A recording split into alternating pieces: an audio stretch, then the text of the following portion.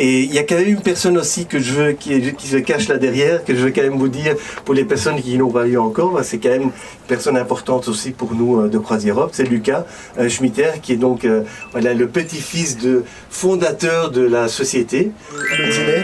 Voilà, donc, mais c'est important d'être là, puisque la Belgique pour nous c'est un pays très important, pour plusieurs raisons. Déjà des raisons historiques. Croisière Europe, vous le savez, c'est une entreprise familiale qu'a fondée mon grand-père il y a 50 ans. Donc on fête cette année tout au long de l'année, et je crois que vous le voyez partout sur le bateau, il y a des 50 ans partout. Cet anniversaire, c'est une grande fierté. Une société familiale, hein, toujours à 100% familiale. Et donc je vous le disais, des liens forts avec la Belgique depuis toujours. Vous le savez peut-être, je l'ai dit pour celles et ceux qui étaient déjà là il y a 2 ans, si je dis pas de bêtises, lors des derniers Croisidors, mais tous nos bateaux ont été construits en Belgique, à Namur, sur le chantier naval de Namur, sur la Meuse. Donc c'est pas rien, c'est une grande activité, hein, qui a eu lieu jusqu'à avant le Covid, puisque depuis le Covid on n'a pas construit de bateaux en Europe. On en a construit ailleurs, mais pas en Europe.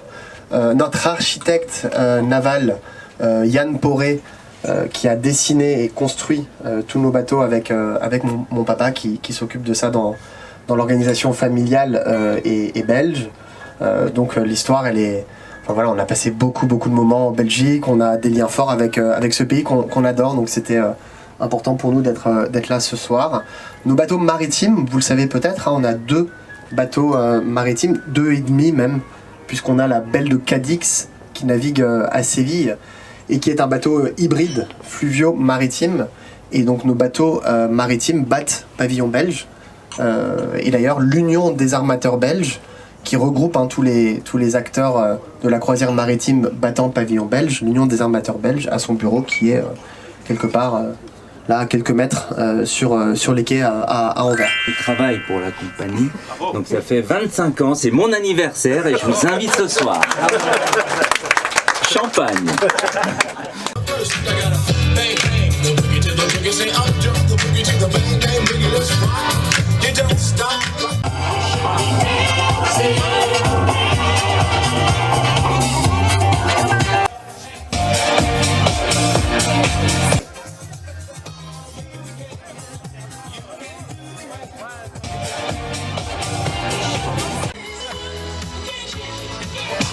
Last night a DJ saved my life from a broken heart. Last night a DJ saved my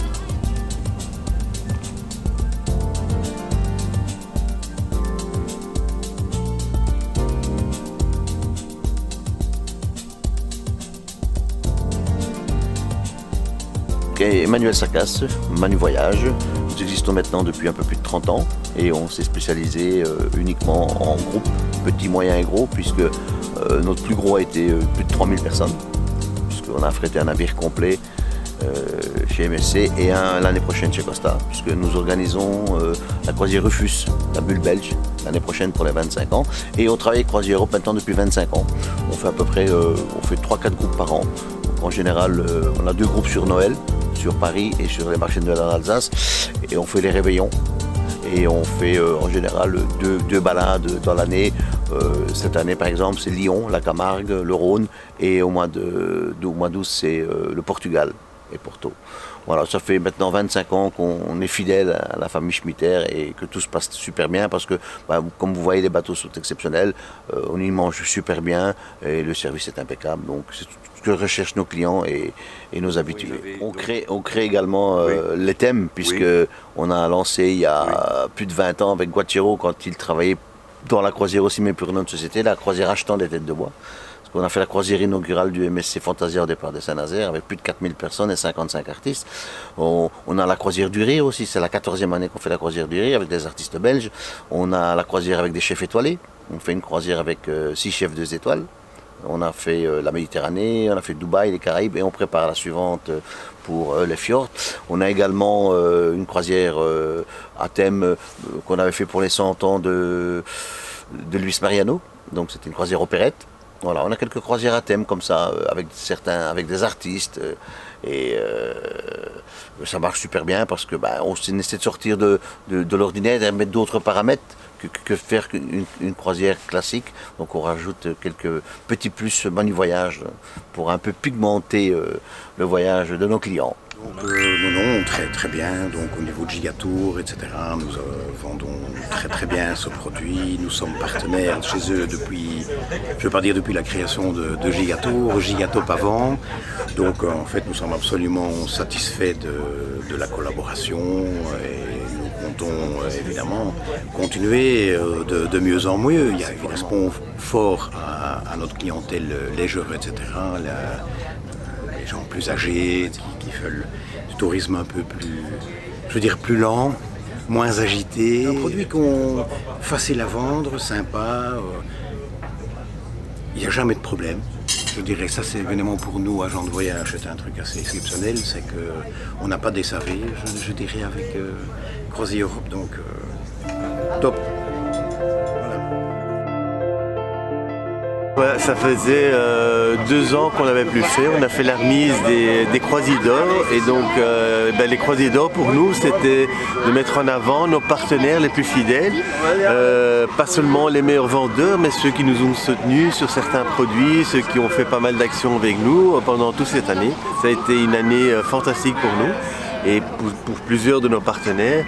Et voilà, c'était l'occasion de les mettre en avant vis-à-vis de le gratin, je dois dire, du tourisme, parce qu'il y avait vraiment beaucoup de personnes à bord qui étaient là. Et voilà, on voulait montrer à tout le monde qui étaient nos partenaires et ce qu'ils ont fait. On a fait un petit mot pour tout le monde pour expliquer, voilà, et qu'on espère encore une grande collaboration et à venir.